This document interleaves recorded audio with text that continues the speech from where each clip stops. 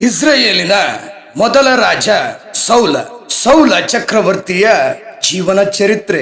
ಕ್ರಿಸ್ತೇಸುವಿನಲ್ಲಿ ನನ್ನೊಲವಿನ ಪ್ರೀತಿಯ ಸಹೋದರ ಸಹೋದರಿಯರೇ ಹಾಗೂ ನನ್ನೊಲವಿನ ಪ್ರಿಯ ಸ್ನೇಹಿತರೆ, ಇಸ್ರಾಯೇಲರು ತಮಗೆ ಇತರ ಜನಾಂಗಗಳಂತೆ ನಮಗೂ ಒಬ್ಬ ರಾಜ ಬೇಕೆಂದು ಪ್ರವಾದಿ ಸಾಮುವೇಲನಿಗೆ ಮೊರೆಯಿಟ್ಟಾಗ ದೇವರು ಸೌಲನನ್ನ ಆರಿಸಿದರು.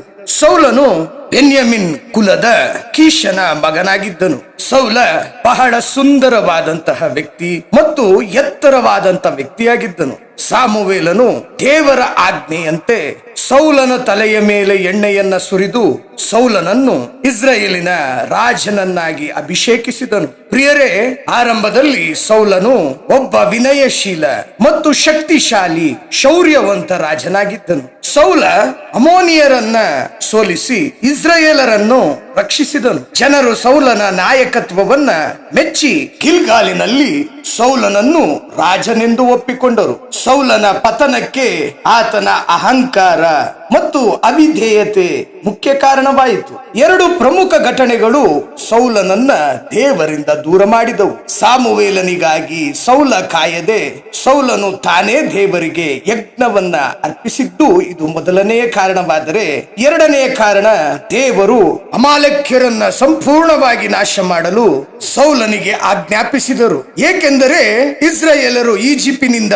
ಬಿಡುಗಡೆಯಾಗಿ ಅರಣ್ಯ ಮಾರ್ಗವಾಗಿ ಬರುತ್ತಿದ್ದಾಗ ಅಮಾಲೇಕ್ಯರು ಯಾವುದೇ ಕಾರಣವಿಲ್ಲದೆ ಇಸ್ರಾಯೇಲರ ಮೇಲೆ ದಾಳಿ ಮಾಡಿದರು. ವಿಶೇಷವಾಗಿ ದಾರಿಯಲ್ಲಿ ಸುಸ್ತಾಗಿ ಹಿಂದೆ ಉಳಿದಿದ್ದಂತಹ ವಯಸ್ಸಾದಂತಹ ವೃದ್ಧರು, ಮಹಿಳೆಯರು ಮತ್ತು ಅವರ ಮಕ್ಕಳನ್ನ ಈ ಅಮಾಲೇಕ್ಯರು ದಾರುಣವಾಗಿ ಕೊಂದಿದ್ದರು. ಧರ್ಮೋಪದೇಶ ಕಾಂಡ 25ನೇ ಅಧ್ಯಾಯ 17ನೇ ವಾಕ್ಯ ನಮಗೆ ಈ ಸಂಪೂರ್ಣ ನಿದರ್ಶನವನ್ನ ತೋರಿಸುತ್ತದೆ.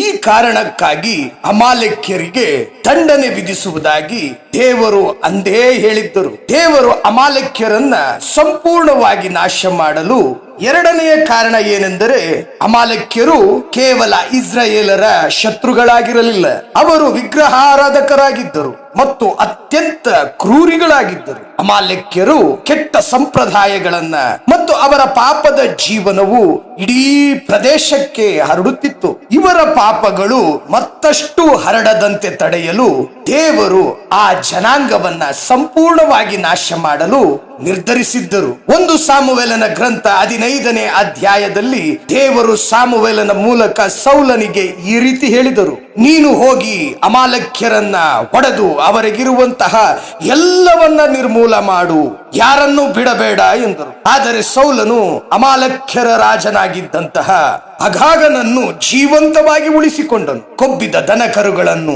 ಮತ್ತು ಉತ್ತಮವಾದ ಕುರಿಗಳನ್ನು ತನ್ನ ಲಾಭಕ್ಕಾಗಿ ಉಳಿಸಿಕೊಂಡನು. ಬರೀ ಕೀಳು ಮಟ್ಟದ ವಸ್ತುಗಳನ್ನ ಮಾತ್ರ ನಾಶ ಮಾಡಿದನು. ಸೌಲನು ತನ್ನ ಸ್ವಂತ ಬುದ್ಧಿಯನ್ನ ಉಪಯೋಗಿಸಿ ದೇವರ ಸ್ಪಷ್ಟ ಆಜ್ಞೆಯನ್ನ ಮೀರಿದ್ದರಿಂದ ದೇವರು ಸೌಲನನ್ನ ರಾಜ ಪದವಿಯಿಂದ ತಿರಸ್ಕರಿಸಿದರು. ದೇವರಿಗೆ ಬಲಿಗಳನ್ನ ಅರ್ಪಿಸುವುದಕ್ಕಿಂತ ದೇವರ ಮಾತಿಗೆ ವಿಧೇಯರಾಗುವುದೇ ದೇವರಿಗೆ ಶ್ರೇಷ್ಠ.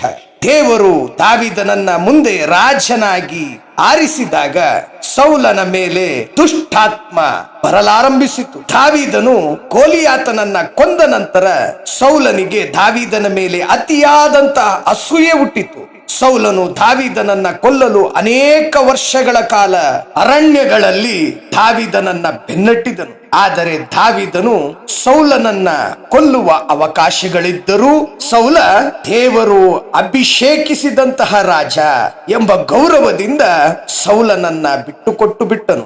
ರಾಜ ಸೌಲನ ಅಂತ್ಯವು ಗಿಲ್ಬೋವ ಪರ್ವತದ ಮೇಲೆ ನಡೆದ ಫಿಲಿಸ್ಟಿಯರ ವಿರುದ್ಧದ ಯುದ್ಧದಲ್ಲಿ ಸಂಭವಿಸಿತು. ಕ್ರಿಸ್ತ ಯೇಸುವಿನ ನಾಮದಲ್ಲಿ ನನ್ನ ಪ್ರೀತಿಯ ಸಹೋದರ ಸಹೋದರಿಯರೇ ಹಾಗೂ ನನ್ನೊಲವಿನ ಪ್ರಿಯ ಸ್ನೇಹಿತರೆ, ಫಿಲಿಸ್ಟಿಯರು ಇಸ್ರಾಯೇಲರ ಮೇಲೆ ಪ್ರಬಲವಾಗಿ ದಾಳಿ ಮಾಡಿದರು. ಈ ಯುದ್ಧದಲ್ಲಿ ಇಸ್ರಾಯೇಲರ ಸೈನ್ಯವು ಸೋತು ಓಡಿ ಹೋಗಿತು. ಸೌಲನ ಮಕ್ಕಳಾದಂತಹ ಯೋನಾಥಾನ, ಅಭಿನದಾಬ ಮತ್ತು ಮಲ್ಕಿಶುವ ಯುದ್ಧದ ಭೂಮಿಯಲ್ಲೇ ಹತರಾದರು. ಫಿಲಿಸ್ಟಿಯರ ಬಿಲ್ಲುಗಾರರು ಸೌಲನನ್ನ ಗುರಿ ಮಾಡಿದರು. ಸೌಲನು ಬಾಣಗಳಿಂದ ತೀವ್ರವಾಗಿ ಗಾಯಗೊಂಡನು. ಸೌಲನು ತಪ್ಪಿಸಿಕೊಳ್ಳಲು ಸಾಧ್ಯವಿಲ್ಲದ ಪರಿಸ್ಥಿತಿಯಲ್ಲಿದ್ದನು. ಶತ್ರುಗಳಾದ ಫಿಲಿಸ್ಟಿಯರು ತಮ್ಮನ್ನ ಅಪಮಾನಿಸಬಾರದು ತನ್ನನ್ನು ಹಿಂಸಿಸಬಾರದು ಎಂದು ಸೌಲನು ಬಯಸಿದನು. ಆದುದರಿಂದ ಸೌಲನು ತನ್ನ ಆಯುಧಗಳನ್ನ ಹೊರುವವನಿಗೆ, ನಿನ್ನ ಖಡ್ಗವನ್ನ ತೆಗೆದು ನನ್ನನ್ನ ಇರಿದು ನನ್ನನ್ನ ಸಾಯಿಸಿ ಬಿಡು ಎಂದು ನುಡಿದನು. ಆದರೆ ಸೌಲನ ಸೇವಕ ಅತಿಯಾದ ಭಯದಿಂದ ರಾಜ ಸೌಲನನ್ನ ಕೊಲ್ಲಲು ಒಪ್ಪಲಿಲ್ಲ. ಕೊನೆಗೆ ಸೌಲನೇ ತನ್ನ ಸ್ವಂತ ಖಡ್ಗವನ್ನ ನೆಲಕ್ಕೆ ಊರಿ ಅದರ ಮೇಲೆ ಬಿದ್ದು ಪ್ರಾಣವನ್ನ ಬಿಟ್ಟನು. ಪ್ರಿಯರೇ, ಸೌಲನು ದೇವರ ಆಜ್ಞೆಗಳನ್ನ ಮೀರಿ ನಡೆದುದರಿಂದ ಮತ್ತು ದಾವೀದನ ಮೇಲಿನ ಅಸೂಯೆ ದಾವೀದನನ್ನ ಬಹಳಷ್ಟು ಅಸೂಯೆ ಪಟ್ಟುದರಿಂದ ರಾಜ ಸೌಲನ ಅಂತ್ಯವು ಬಹಳಷ್ಟು ದುಃಖಮಯವಾಗಿತ್ತು. ಪ್ರಭು ಕ್ರಿಸ್ತರಲ್ಲಿ ನನ್ನೊಲವಿನ ಪ್ರೀತಿಯ ಸಹೋದರ ಸಹೋದರಿಯರೇ ಹಾಗೂ ನನ್ನೊಲವಿನ ಪ್ರೀತಿಯ ಸ್ನೇಹಿತರೆ, ರಾಜ ಸೌಲನ ಜೀವನ ಚರಿತ್ರೆ, ಇದರಿಂದ ನಾವು ಕಲಿಯಬೇಕಾದಂತಹ ಮೊದಲನೇ ಒಂದು ಅಂಶ, ವಿಧೇಯತೆ ಶ್ರೇಷ್ಠ. ನಾವು ನಮ್ಮ ಜೀವನದಲ್ಲಿ ದೇವರಿಗೆ ಯಾವಾಗಲೂ ವಿಧೇಯರಾಗಿಯೇ ಬಾಳಬೇಕು. ದೇವರಿಗೆ ನಾವು ಯಾವಾಗಲೂ ವಿಧೇಯರಾಗಿರಬೇಕು ಎಂಬುವಂಥದ್ದು. ಎರಡನೆಯದು ಅಸೂಯೆ. ಅಸೂಯೆ ಒಬ್ಬ ವ್ಯಕ್ತಿಯ ವಿವೇಚನೆಯನ್ನು ಹೇಗೆ ನಾಶಪಡಿಸುತ್ತದೆ ಎಂಬುದನ್ನ ಈ ಸೌಲನ ಜೀವನ ಚರಿತ್ರೆ ನಮಗೆ ಸಾರಿ ಸಾರಿ ನುಡಿಯುತ್ತದೆ. ಮೂರನೆಯದಾಗಿ ನಮ್ರತೆಯನ್ನ ಕಾಪಾಡಿಕೊಳ್ಳುವುದು. ಅಧಿಕಾರ ಮತ್ತು ಯಶಸ್ಸು ಸಿಕ್ಕಿದಾಗ ನಾವು ನಮ್ಮ ಜೀವನದಲ್ಲಿ ನಮ್ರತೆಯನ್ನ ಬಿಡಬಾರದು. ನಾಲ್ಕನೆಯದು, ನಮ್ಮ ಜೀವನದಲ್ಲಿ ನಾವು ಮಾಡಿದಂತ ತಪ್ಪುಗಳನ್ನ ಒಪ್ಪಿಕೊಳ್ಳುವುದು. ಆ ತಪ್ಪುಗಳಿಗೆ ಪಶ್ಚಾತ್ತಾಪ ಪಟ್ಟು ನಮ್ಮ ಪಾಪಗಳನ್ನ ದೇವರ ಮುಂದೆ ಒಪ್ಪಿಕೊಳ್ಳದಿದ್ದರೆ ದೇವರ ಕೃಪೆಯನ್ನ ಕಳೆದುಕೊಳ್ಳಬೇಕಾಗುತ್ತದೆ. ಐದನೆಯದು, ಅಧರ್ಮದ ಮಾರ್ಗವನ್ನ ಹಿಡಿಯಬಾರದು. ನಾವು ಎಂಥದ್ದೇ ಸಂದರ್ಭ ನಮ್ಮ ಜೀವನದಲ್ಲಿ ಬಂದರೂ ನಾವು ತಪ್ಪು ದಾರಿಯನ್ನ ಅನುಸರಿಸಬಾರದು. ಕ್ರಿಸ್ತ ಯೇಸುವಿನಲ್ಲಿ ನನ್ನೊಲವಿನ ಪ್ರೀತಿಯ ಸ್ನೇಹಿತರೆ, ಸೌಲನ ಜೀವನವು ನಮಗೆ ವಿಧೇಯತೆ, ನಮ್ರತೆ ಮತ್ತು ದೇವರ ಮೇಲಿನ ಅಚಲ ನಂಬಿಕೆಯ ಮಹತ್ವವನ್ನ ಬೋಧಿಸುತ್ತದೆ. ಪ್ರಾರ್ಥಿಸೋಣವೇ.